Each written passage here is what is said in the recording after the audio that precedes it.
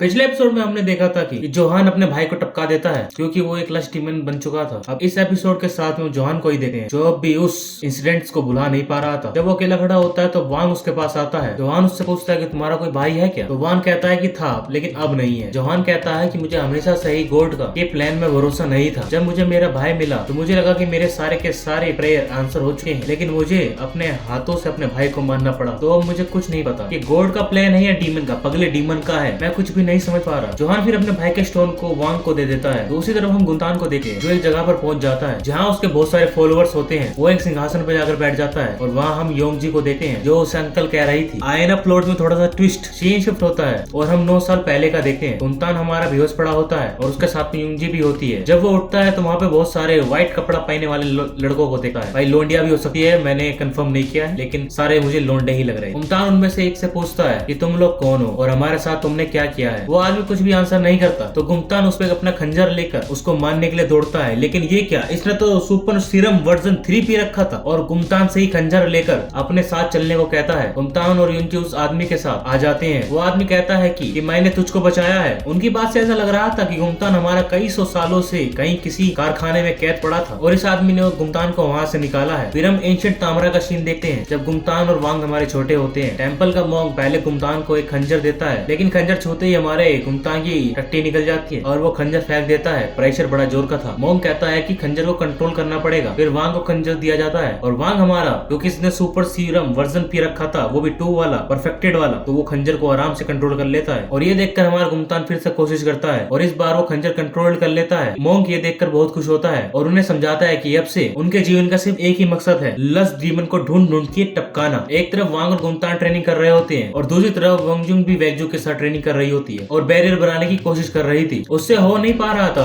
तो वेगजू उससे ये बोल के मोटिवेट करती है, अगर तुम हार मान जाओगी तो सभी लोगों की लाशें एक लाइन से लग जाएगी। गुंजुंग को पता था कि वांग और गुंतान को बहुत बुरी हालत में रखा जाता है, तो रात में वो उनके लिए खाने के लिए कुछ कुछ लेकर जाया करती थी और ऐसे ही उनकी दोस्ती हो गई थी। गुंजुंग को पहले पता नहीं था कि वांग और गुंतान को फोर्सफुली डीमन बनाया गया है। पता लगने पे उन्हें बहुत गलत लगता है क्योंकि उन्हें डीमंस को मारने के लिए फोर्स किया जा रहा है। लेकिन मोंग्स कहता है कि उन्हें कोई फर्क नहीं पड़ेगा क्योंकि उसने उनके मन से सारे ह्यूमन इमोशन निकाल दिए हैं और तो उन्हें सुख दुख दर्द कुछ भी महसूस नहीं होती। अब बस उन लोगों से ब्लड डीमन को मारना ही है, के लिए ही एग्जिस्ट भी करना है। मॉन्क वोंगजुन से कहता है कि जब तक तुम वैरियर बनाकर लस्ट डीमन की एंट्री क्लोज नहीं करती हो तब तक सिर्फ वही दोनों हैं जो लस्ट डीमन को ठिकाने लगा सकते हैं और लोगों को बचा सकेंगे। अगले सीन में हम देखते हैं कि वोंगजुंग ने गुंतान और वांग को फ्री कर दिया होता है और वो भी उनके साथ वहाँ से भाग निकली थी, लेकिन वांग ने वोंगजुंग के यहाँ पे हाथ में काटा था। वो गाँव बढ़ गया था जिसकी वजह से वोंगजुंग रास्ते में ही बेहोश हो गई थी। गुंतान तो वोंगजुंग को वहीं छोड़कर भागना चाहता था, लेकिन वांग अपनी फ्रीडम छोड़कर वोंगजुंग को टेंपल वापस लेकर आया था। गुंतान को भी मोंग के लोग पकड़ के ले आते हैं। मोंग उन पे बहुत चिल्लाता है कि वोंगजुंग ने तुम लोगों के लिए इंसानियत दिखाई, उसका ये मतलब नहीं कि तुम लोग इंसान बन गए हो। गुंजुंग को जब होश आता है वो ये जानकर बहुत परेशान हो जाती है कि वांग और गुंतान भाग नहीं पाए। वेगजो उसे डांटती है कि तुम्हारे भागने की वजह से ही उन दोनों को इतनी बुरी तरीके से मार रहे हैं कि देख के रूह कांप जाए लो इंसानों की। गुंजुंग रोते हुए पूछती है, अगर मैंने अपनी डेस्टिनी एक्सपेक्ट करके बैरियर बना दिया तो उनका क्या होगा? क्या उन्हें छोड़ दिया जाएगा? वेगजो कहती है, हाँ, अगर तुमने बैरियर बना दिया तो उनको बाइज्जत बरी कर दिया जाएगा। और ये जानकर गुंजो हमारी मन में ठान लेती है कि अब वो वही करेगी। फिर हम 15 साल बाद का देखते हैं। एक लस्ट डीमन एक आदमी को टपकाने ही वाला था, तभी वहाँ वांग और गुंतान आ जाते हैं। वांग उस डीमन को मार डालता है और वहीं हमारा गुंतान उस आदमी को मार डालता है। बड़ा ही साइकोपैथ आदमी था ये बचपन से। वांग उसे ऐसा करते देख लेता। जब उससे पूछता है कि तूने ऐसा क्यों किया तो वो बस इग्नोर करके वहाँ से चला जाता है। उसी समय वोंगजुन वहाँ पर आकर वांग को पुकारती है। वोंगजुन के पास अब वो पावर आ चुकी थी जिससे वो बैरियर बना सके। वो मोंग से कहती है कि जब वो बैरियर बना लेगी तो वांग और गुंतान को फ्री कर देगी ताकि वो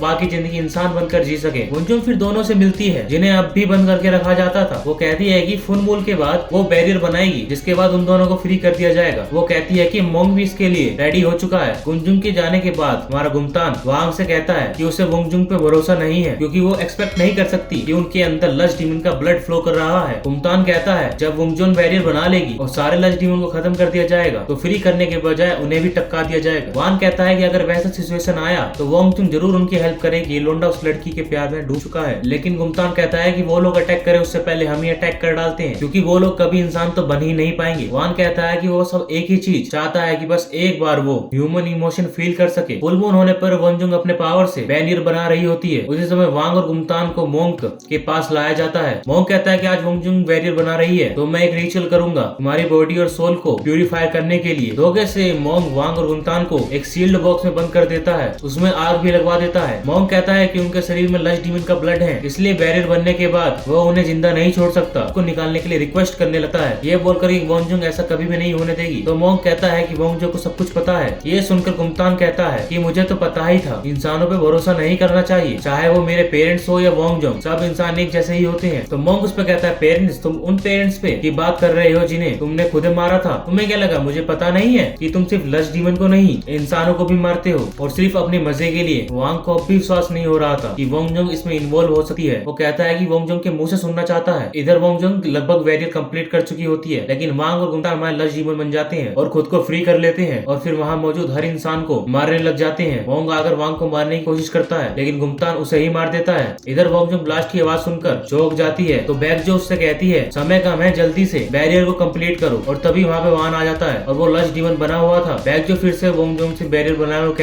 कहती है कि अगर तुमने ऐसा नहीं किया तो कोई भी जिंदा नहीं रह पाएगा। वोंगजो कहती है कि वांग लश डीमन बना हुआ है, अगर उसने बैरियर सील किया तो वोंगजो भी सील हो जाएगा। वोंगजो कहती है कि ऐसे भी बहुत देर हो चुकी है और अब वो लोग इंसान नहीं बन सकते। वांग वोंगजोंग से पूछता है, तुमने तो प्रॉमिस किया था और उसके बाद भी तुम हमें मारना चाहती थी। तो वोंगजो हमारी कहती है कि उसे पता ही नहीं था। और तभी हमारा गुंगतान भी वहाँ पर आ जाता है और वोंगजो को मारने के लिए दौड़ जाता है। वांग उसे रोकने की कोशिश करता है और दोनों फाइट करने लगते हैं। वांग कहता है कि वोंगजो को नहीं पता था, तो गुंगतान कहता है अब इससे फर्क भी नहीं पड़ता। तो गुंगतान फाइट करता हुआ वांग की ओर दूर फेंक देता है। वोंगजो अपने पावर से गुंगतान को रोकने की कोशिश करती है और उसे बैरियर के साथ लिंक कर देती है, लेकिन गुंगतान अपना खंजर लेकर वोंगजोंग की तरफ बढ़ता है। वांग भी अपना खंजर लेकर उनकी ओर बढ़ता चला आ रहा था गुंगतान को रोकने के लिए, लेकिन जैसे ही वो पास आता है गुंगतान खुद की जगह वोंगजो को वहाँ पे फेंक देता है, जिससे खंजर वोंगजो के अंदर चला जाता है। वांग को अपनी गलती रियलाइज होती है, लेकिन देर हो चुकी थी। मरते हुए वोंगजो हमारी वांग से प्रॉमिस करती है कि वो फिर से वापस आएगी और उसको बचाएगी, और तब तक वेट करने को कहती है और कहती है कि मुझे भूलना मत वांग। वोंगजो के मरने से सारे लश डीमन सील होने लगते हैं, इंक्लूडिंग वोंगटान। हमारा वांग नहीं होता क्योंकि उस समय वो इंसान ही होता है। वोंगटान कितना पगलेट आदमी था, इंसान रहता तो सील नहीं होता। लास्ट में फिर वैकजो अपने पावर यूज करती है, वोंगजुंग के सोल को डोन वेल की